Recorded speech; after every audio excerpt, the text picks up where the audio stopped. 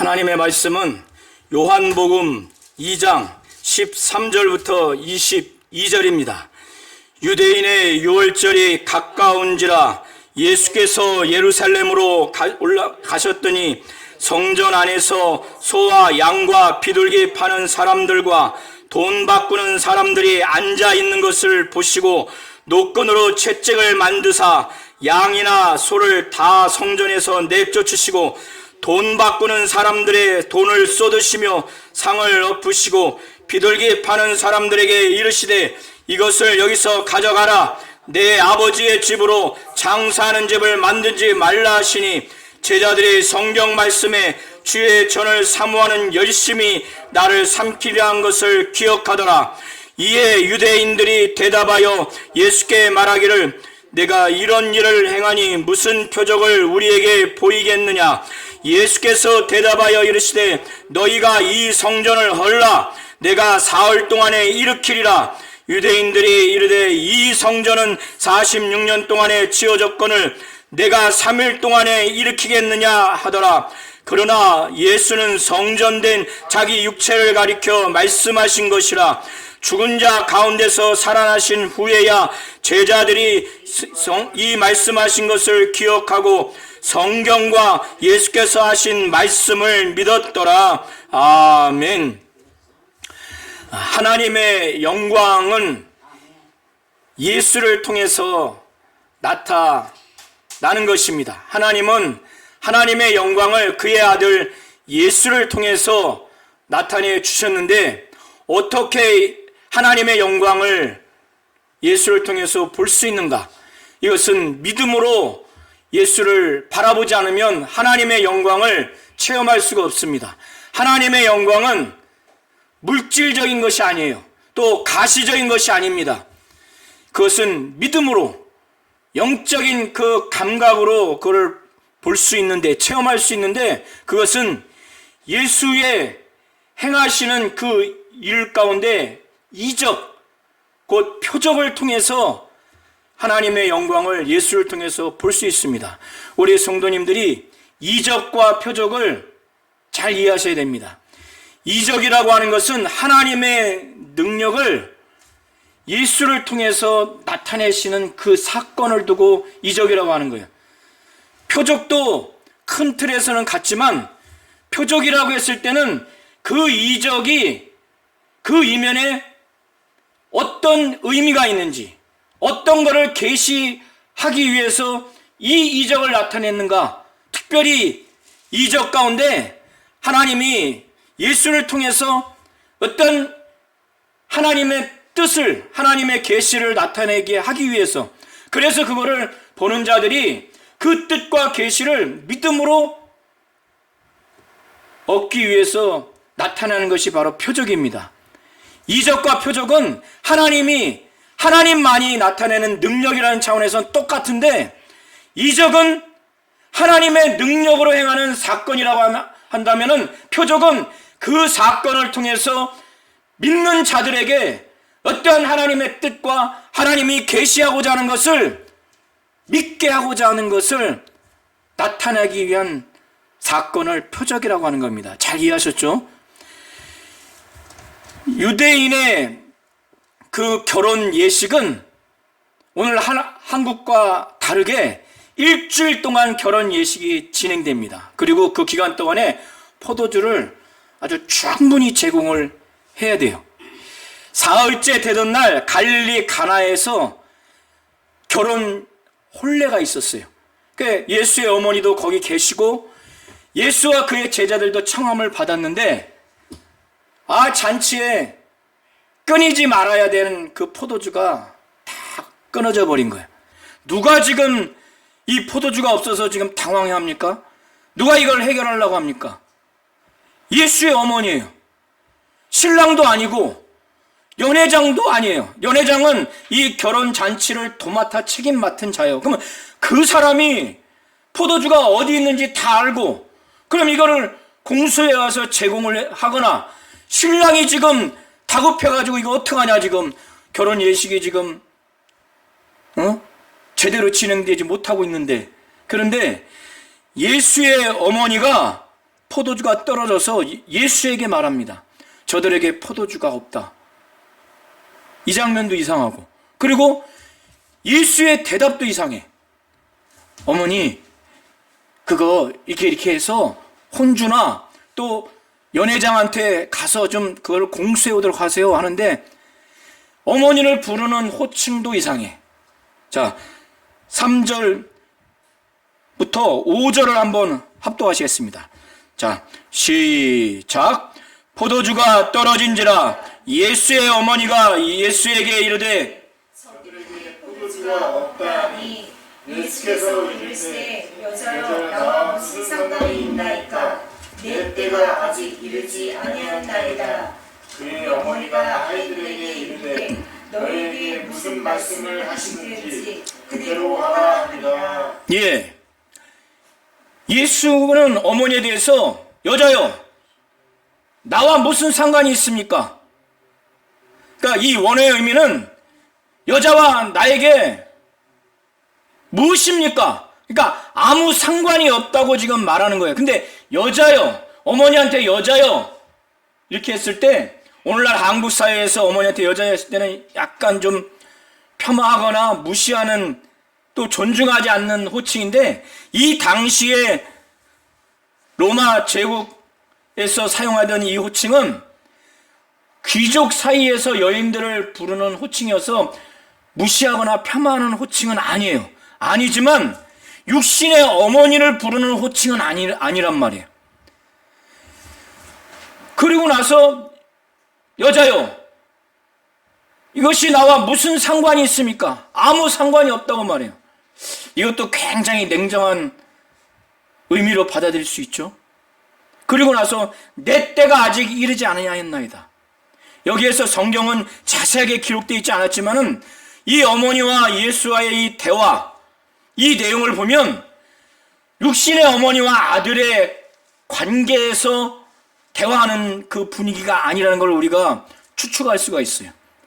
이것은 메시아인 아들, 하나님의 아들인 메시아로서 한 피조물인 여인과의 그 공적인 관계에서 지금 마리아와 대화를 하는 것을 우리가 호칭을 통해서 말할 수 있고, 우리가 이해할 수 있고, 내 때가 아직 이르지 아니하였나이다, 이렇게 인간이 볼 때는 뜬금없는 이 표현을 하는 걸 볼 때 우리가 이것을 이해할 수가 있는 거예요. 어머니라고 사적인 그 모자지간의 관계라면 여자여라고 표현할 수가 없습니다. 이거는 메시아 그리스도로서, 하나님의 아들로서, 한 인간으로서의 그 여성을 향해서 부르는 그 호칭이에요. 그 관계에서 말하는 겁니다. 그리고 이것이 나와 무슨 상관이 있습니까? 이것도 마찬가지예요. 이것도. 그리고 아직 내 때가 이르지 아니하였나이다. 이것은 요한복음에서 예수께서 자신과 관련된 때를 말할 때는 예수가 십자가에 못 박히기까지 고난당하는 것과 관련됐을 때 때를 말하는 거예요. 그리고 죽으시고 부활하시고 승천하시는 것을 말할 때 요한복음에서 바로 때를 말합니다. 예수께서 여기서 이것이 나와 무슨 상관이 있습니까? 아직 내 때가 이르지 아니하였나이다 했을 때는 자신이 여인의 아들, 마리아의 그 아들로서 말하는 것이 아니라 하나님의 아들, 메시아 그리스도로서 하나님의 뜻, 하나님의 일을 이루고자 하는 그런 측면에서 그 때를 말하는 것인데, 그것은 메시아를 유대인들이 학수고대했죠. 메시아를 기대하는 그것이 이루어지는 그 시점, 그거를 두고 내 때가 아직 이르지 아니하였나이다 이렇게 말합니다. 그런데 여기서 또 성경에는 자세히 기록되어 있지 않지만 이쯤 되면은 그의 모친인 마리아가 체념하고 단념하고 이럴 것 같은데, 마리아는 예수가 이 결혼식장에서, 결혼잔치 가운데 단순히 포도주가 없어서 포도주를 제공하는 아들이 그 역할을 기대한 것이 아니라 어떠한 이 표적, 포도주를 분명히 이적을 통해서 이거를 나타낼 것이라고 하는 그 기대감, 메시아로서 어떤 표적을 나타내고 하나님의 영광을 나타낼 것이라고 하는 그 기대를 그의 모친 마리아는 그걸 가지고 있었던 것 같아요. 자, 마리아는 그의 남편인 요셉과 정혼한 다음에 동거를 해서 그의 아들을 낳은 것이 아니라는 것을 누구보다 자기는 알아요. 알기 때문에 예수를 단순히 자기의 그 육신의 또 다른 그 자식들과 동일하게 생각하는 것이 아닙니다. 마리아의 그 예수를 향한 믿음은 그의 남편 요셉과도 다르고 예수의 다른 형제들과도 전혀 달라요. 다른 형제는 요셉과 정혼을 한 이후에 동거한 후에 잠자리를 한 후에 낳은 자식이지만 이 예수는 동거하기 전에 난 인간의 자식이 아니라는 것을 마리아는 누구보다 알아요.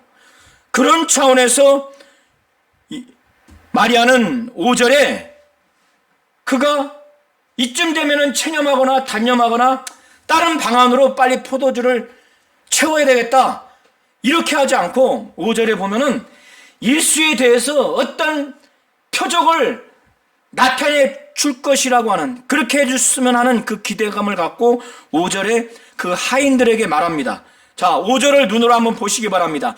그의 어머니가 하인들에게 이르되 너희에게 무슨 말씀을 하시든지 그대로 하라. 그러니까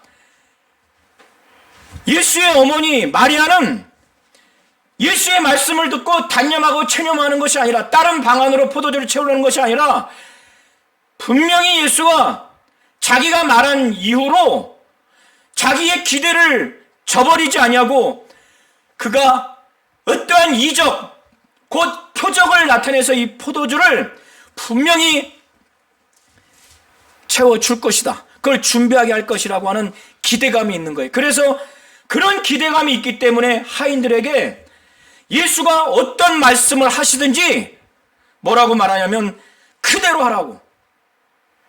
여기에는 아들에 대한 바로 기대, 메시아 그리스도라고 하는 그 기대로서 표적을 나타낼 것이라고 하는 것을 그의 어머니는 누구보다 그 믿음이 있는 겁니다.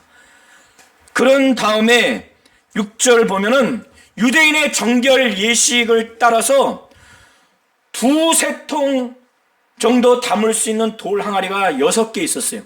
한 통에 약 40리터를 넣습니다. 그러면 2통 내지는 3통 들어가면은 한 통에 80 내지는 120리터죠. 그러면 최대 120리터가 들어갔을 때 6개 돌 항아리면은 700리터가 넘어요. 그런데 유대인의 결례 예식이라고 하는 것은 유대인들은 식사를 하기 전과 후에 손과 발을 또 심지어는 몸을 그 돌 항아리에 담겨 있는 물로 씻습니다. 그리고 음식 담는 식기도 거기다 씻어요. 그들이 손발을 씻고 목욕을 거기서 하는 것은 그렇게 해야만이 자기들이 깨끗한 정결하게 된다고 하는 생각을 갖고 있기 때문에 유대인의 정결 예식으로서 돌 항아리에 물을 담고 그렇게 손발을 씻고 씻기도 씻고 자기의 온몸을 씻는 겁니다.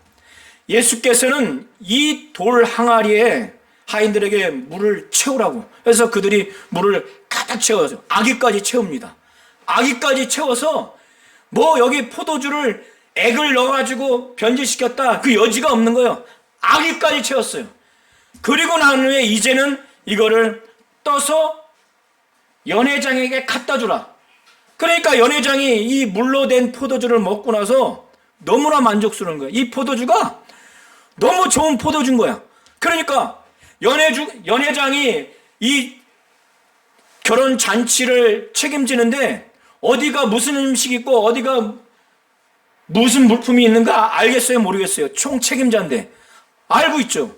포도주가 어느 위치에 있는지. 그런데 이 포도주 맛을 보고 이게 너무 좋은 거야. 그런데 자기가 지금까지 잔치를 관장해서 이 포도주가 이 맛있는 포도주가 어디 있는지는 알지 못하는 거야. 하인들만 알고 있죠. 그래서 신랑을 불러옵니다. 신랑을 불러서 이게 너무 맛있으니까. 야, 본래 사람은 처음에는 좋은 포도주를 내다가 그 다음에는 어떻게 해요? 술기가 좀 들어가면은 이게 처음에 먹던 포도주 맛이 처음에 술 취하기 전에는 이게 맛있다 맛이 없다 감별이 되는데 이제 술이 채면은 혀도 무뎌지고 하면은 그 다음에 사람들은 통상 그거보다 좀 등급이 낮은 술을 내온단 말이에요. 포도주를. 그런데 연회장은 야, 이 신랑은 처음 것도 좋은 거야. 그 다음 것도 좋은 거야. 그러니까 그거에 아주 놀랬어요. 자, 요한복음 2장 19절부터 12절을 보시기 바랍니다. 그런데 이 제자들이 분명히 물로 된 그 항아리에 물이 담겨진 걸 제자들은 봤어요. 연회장은 모르고 신랑도 모르지만은. 그런데 물이 순식간에 완전히 포도주가 되는 걸 보고 제자들이 어떻게 했냐면 예수를 믿었어요. 우리 성도님들을 잘 생각해 보세요. 자, 오늘 성찬할 저 정도의 양이 아니라 돌 항아리 6개 각각 20리터가 들어간 것이 6개를 순식간에 포도주로 변했을 때 저분이 사람이라고 느껴졌겠어요? 그러니까 제자들이 예수를 믿은 거예요. 그러나 이 제자들의 믿음은 완전한 믿음은 아니에요. 그러나 이게 메시아구나 믿은 거예요. 자, 11절을 한번 합독하시겠습니다. 자, 예수가 왜 이 이적 곧 표적을 나타냈는가? 이거 마리아와 제자들이 자신을 확실히 믿도록 인간은 이렇게 해야만이 하나님의 영광을 보고 체험할 수 있으니까 이적과 능력을 나타낼 수밖에 없는 거예요. 자, 11절 12절을 다 함께 큰 목소리로 합독하시겠습니다. 시작. 예수께서 이 첫 표적을 가나에 승리하여 그의 영광을 나타내심에 제자들이 그를 믿으라. 그 후에 예수께서 그 어머니와 형제들과 제자들과 함께 가버나움으로 내려오셨으나 거기에 여러 계시지 아니하시니라. 예, 요한복음에 약 7가지 표적이 있는데 그 중에 첫 번째 표적입니다. 이 표적을 우리 성도님들이 볼 때 제자들과 같이 그 이상으로 이 표적과 능력, 이적 이거 자체에 매몰돼서 예수가 이적을 행하는 자, 능력을 행하는 자 이렇게 보지 마시고 하나님이 예수를 통해서 물을 포도주로 변하게 하게 하신 것은 예수가 그렇게 하신 것은 자기의 영광을 나타낸 거예요. 자기의 영광을 나타내서 자기가 우쭐하고 사람의 영광을 취하려고 하는 것이 아니라 자신이 메시아 그리스도라고 하는 것을 믿도록 하기 위해서 이 가까이 있는 마리아와 또 그의 제자들에게 그 믿음을 주게 하기 위해서 인간은 이렇게 하지 않으면 하나님의 영광을 볼 수 없기 때문에 그걸 통해서 예수가 메시아 그리스도라고 하는 것을 믿을 수 없기 때문에 이렇게 한 겁니다. 그런 다음에 갈릴리 가나에서 가버나움으로 예수의 어머니와 형제들과 제자들이 거기서 가서 며칠을 머물렀지만 오래 머물지 않았어요. 왜? 유대인 중에서 성인들은 유대인의 명절, 유월절, 초막절, 칠칠절 이렇게 명절날 반드시 예루살렘에 올라가야 됩니다. 그래서 예루살렘에 이제 유월절이 가까우니까 예수는 예루살렘에 올라간 거예요.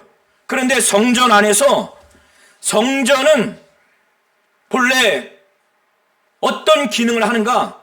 구약의 이스라엘 사람들은 텐트로 지은 이 성막과 그 다음에 솔로몬 이후로 돌로 지은 이 성전, 이 성막, 이 성전이 이스라엘 사람들에게 어떠한 곳인가 하면 하나님이 그 성전, 성막에 계신다. 곧 하나님이 임재하신다고 하는 그 기능이 있는 것이 바로 성전이에요. 그리고 그 성전에서 제사장과 대제사장이 백성들이 죄를 짓고 와서 자기들의 경제적인 형편에 따라서 소를 잡고 양을 잡고 그 다음에 비둘기를 잡습니다. 비둘기를 잡는 그 사람은 되게 가난한 사람들이에요. 자기의 죄를 대신해서 그 짐승들이 죽는 거예요.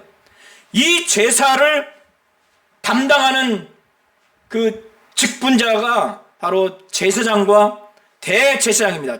대제사장은 1년에 한 번 대속죄일에 성전 안에 보면은 성소와 지성소가 휘장을 가운데로 두고 나뉘어져 있어요. 지성소까지 들어갑니다. 대제사장만.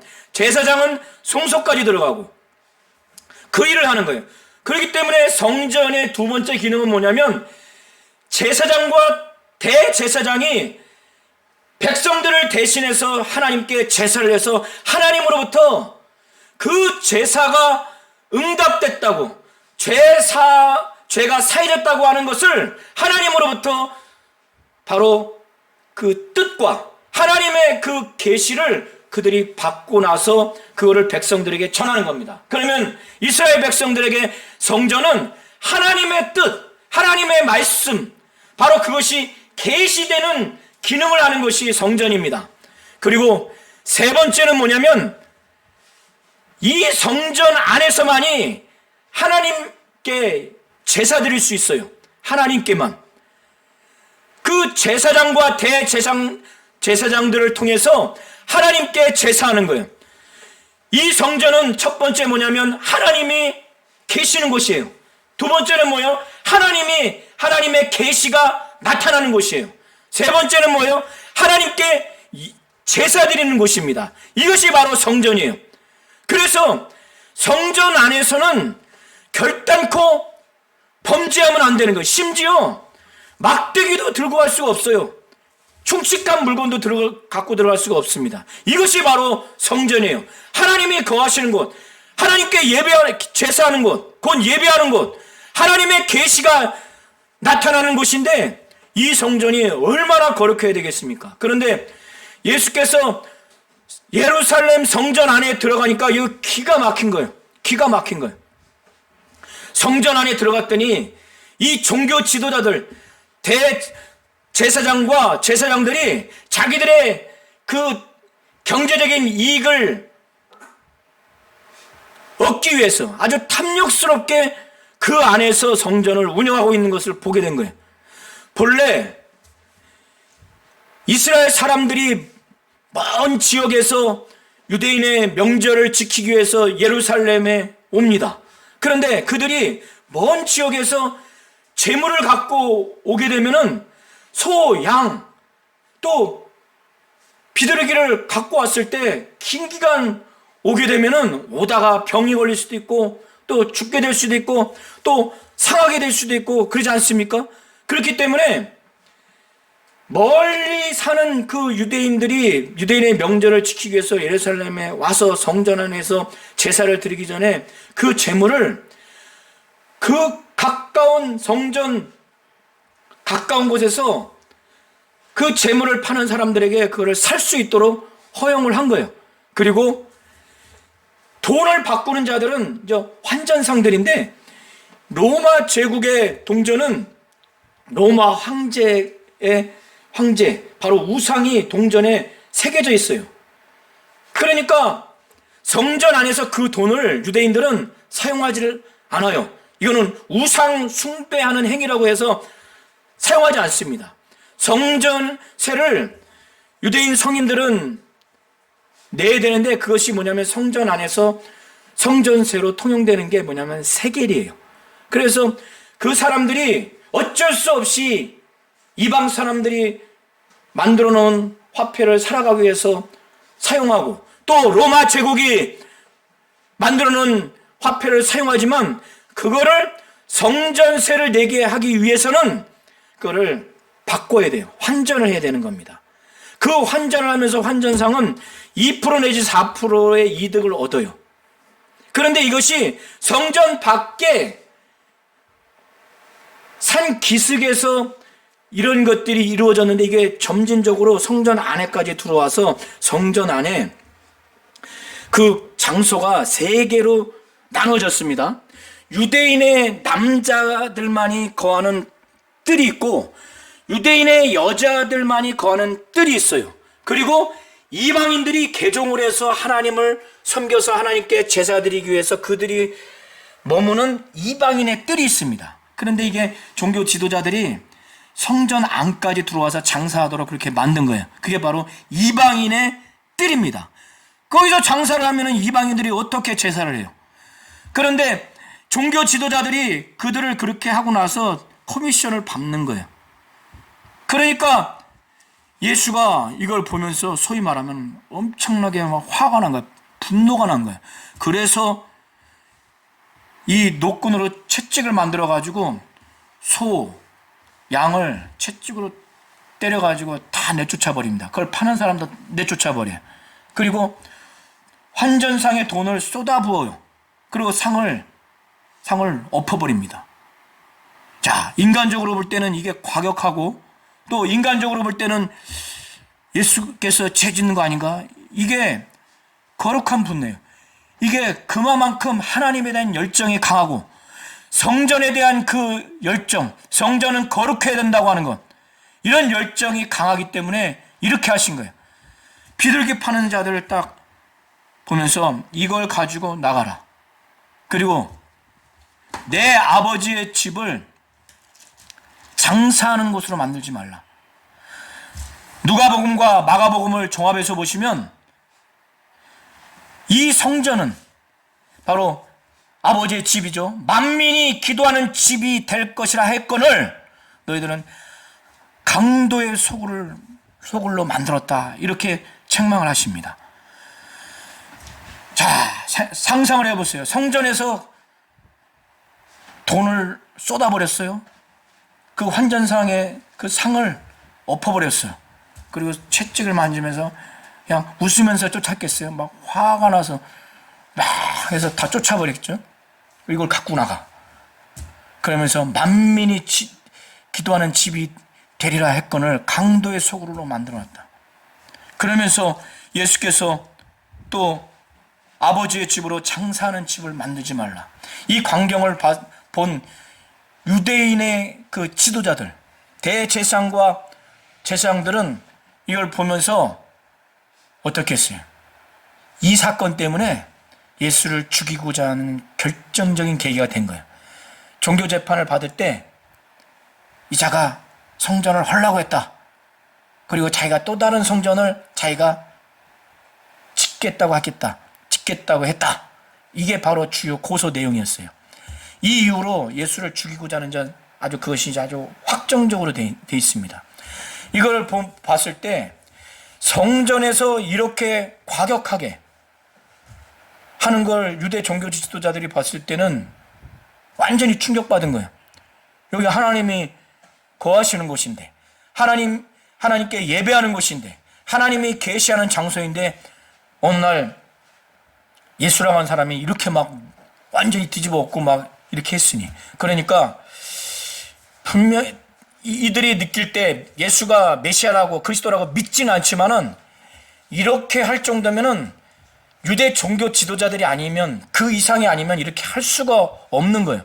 그러니까 내 아버지의 집을 장사하는 집으로 만들지 말라 이 말씀을 하셔서 이걸 들어서 그런지 이 유대 종교 지도자들이 지금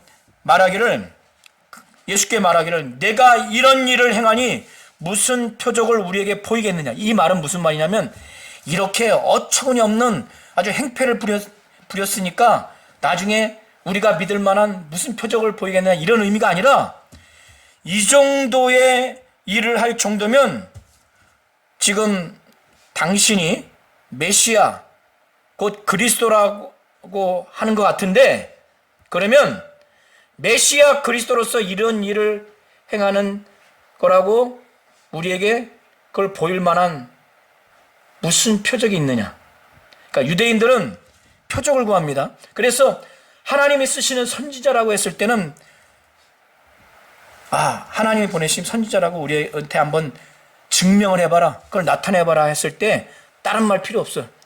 하나님이 당신을 선지자로 불렀으면 선지자로서 표적이 나타낸다는 거예요. 이적이. 그러니까 지금 예수께 지금 묻는 건 뭐냐면 이런 일을 행했는데 그러면 메시아 그리스도라고 지금 생각하고 있는 것 같은데, 그러면 메시아 그리스도로서 자신을 나타내는 표적을, 무슨 표적을 우리에게 보이겠느냐, 지금 그 의미예요. 이해하시겠죠? 이런 행패를 부리니까 우리를 믿도록 어떻게 표적을 보이겠느냐, 이런 의미가 아니에요. 이해하시겠죠? 그러니까 예수께서는 자신이 메시아 그리스도라고 하는 표적을 그들에게 뭘 보여주느냐?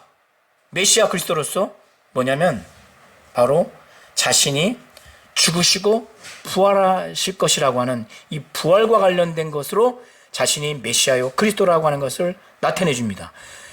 여기서는 그런 차원에서 뭐라고 말하냐면 이 성전을 헐라. 너희가 이 성전을 헐어. 그러면 내가 사흘 동안에 일으키겠다. 그러니까 이 유대 종교 지도자들이 미치죠.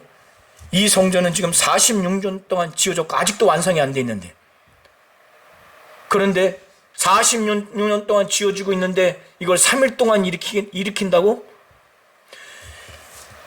예수는 성전된 자기 육체를 두고 말한 거예요. 너희가 나를 죽여. 이 성전을 허물라는 거예요. 죽여. 그러면 내가 3일 후에 일어날 것이라고. 예수가 스스로 일어나는 것이 아니라 하나님 아버지가 성령으로 일으킨다고 하는 것이죠.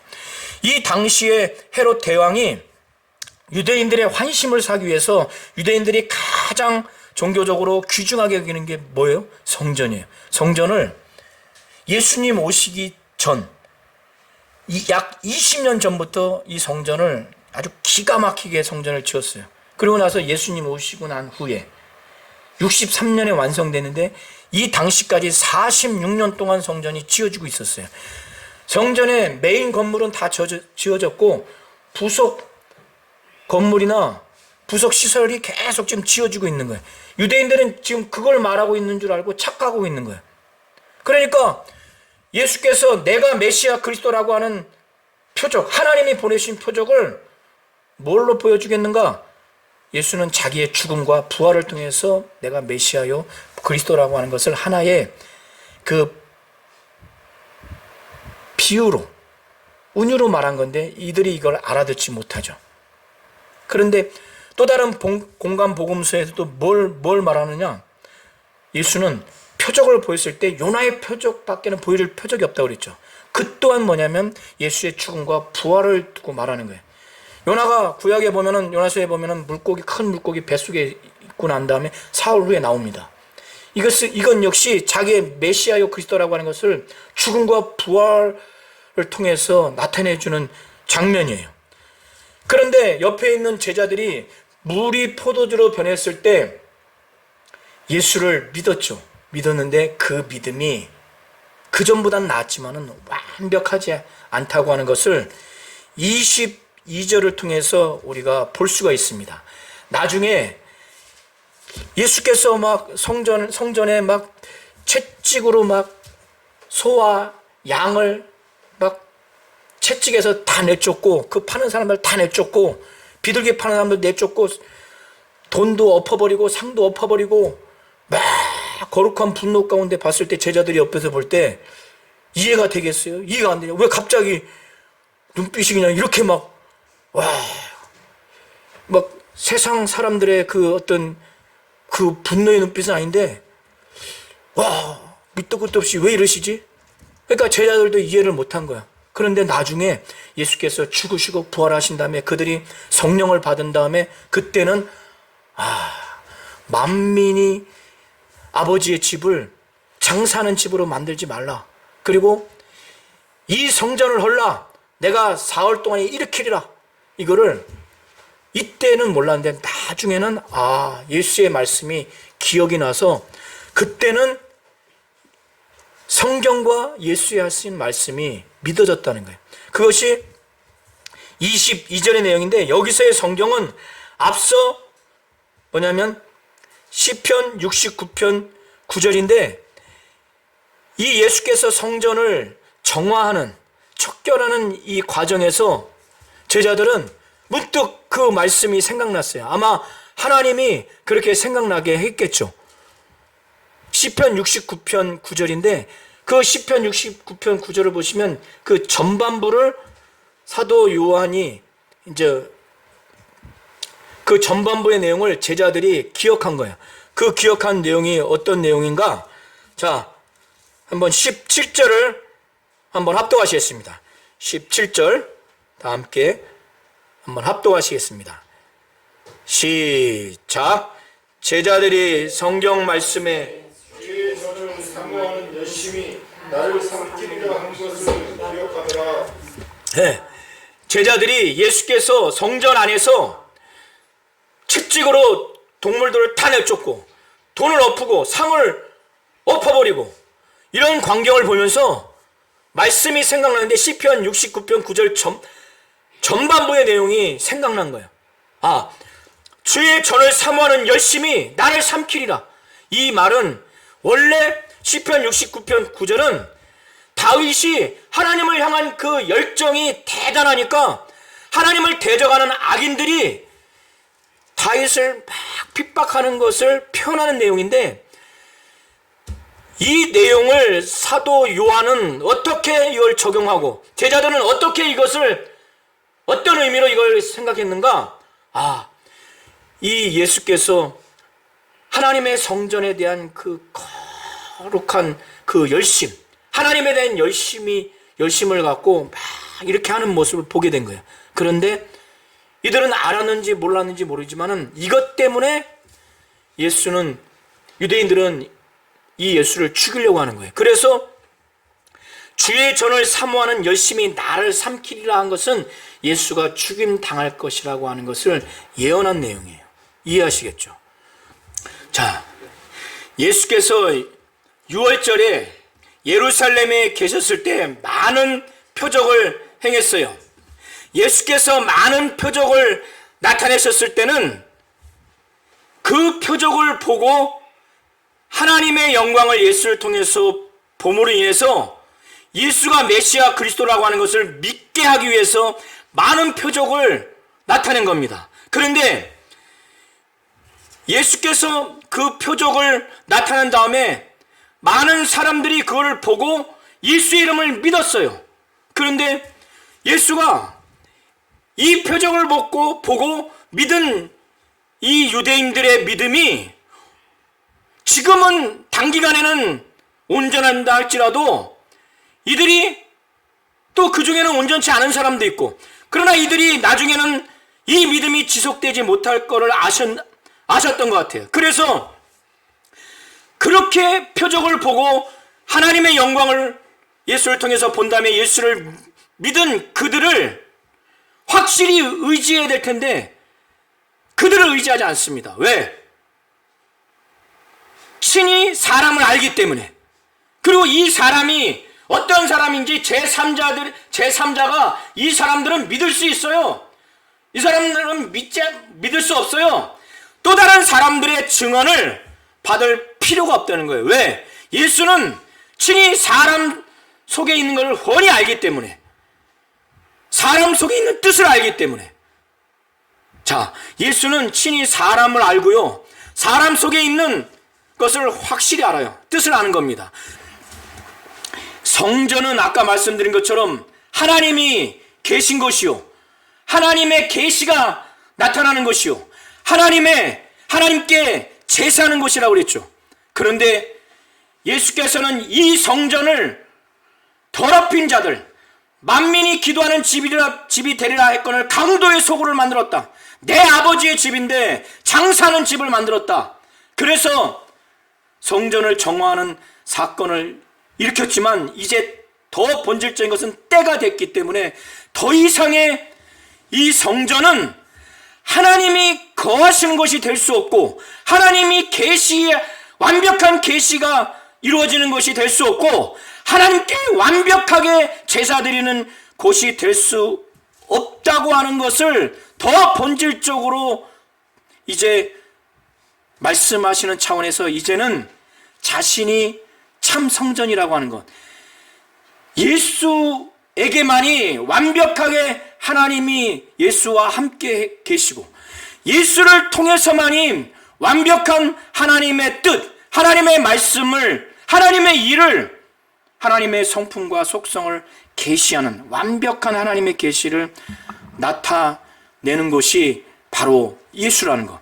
그리고 예수를 통해서만이 완벽하게 하나님이 정말 예배를 받으시고, 예수를 통해서만 완전히 하나님께 예배 드릴 수 있다고 하는 것을 예수께서는 이것을 지금 말하는 겁니다. 이해하시겠죠? 하나님은 예수를 통해서 하나님 자신의 영광을 나타내 주셨어요. 그 영광을 이적을 통해서만이 보여줄 수 있고 믿게 할 수 있기 때문에 그렇게 한 겁니다.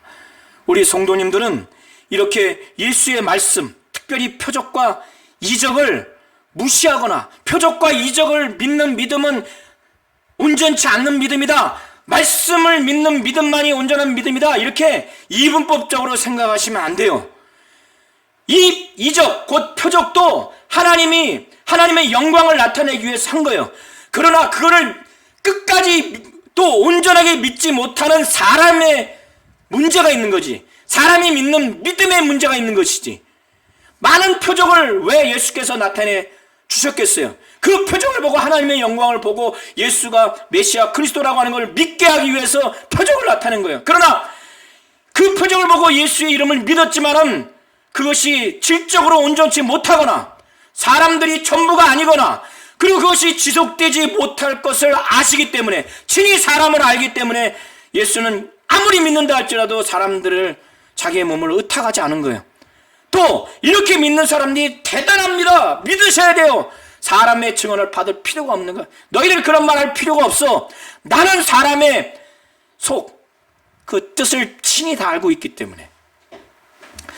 하나님은 예수를 통해서 하나님의 영광을 나타내시는 분이라는 걸 분명히 아셔서 예수의 이 표적, 바로 이적을 우리 성도님들이 성령으로 그거를 확실히 보고 그걸 믿음으로 말미암아 하나님의 영광을 영적으로 체험하고, 성령으로 말미암아 예수를 통해서 하나님의 영광을 보고, 그래서 그 보고 체험하고 믿는 믿음이 일평생 지속되어서 예수를 통한 하나님의 영광이 우리 교회와 우리 성도와 우리 가정 가운데 일평생 있기를 하나님은 원하시는 겁니다. 이와 같은 자가 되시기를 예수의 이름으로 축원합니다.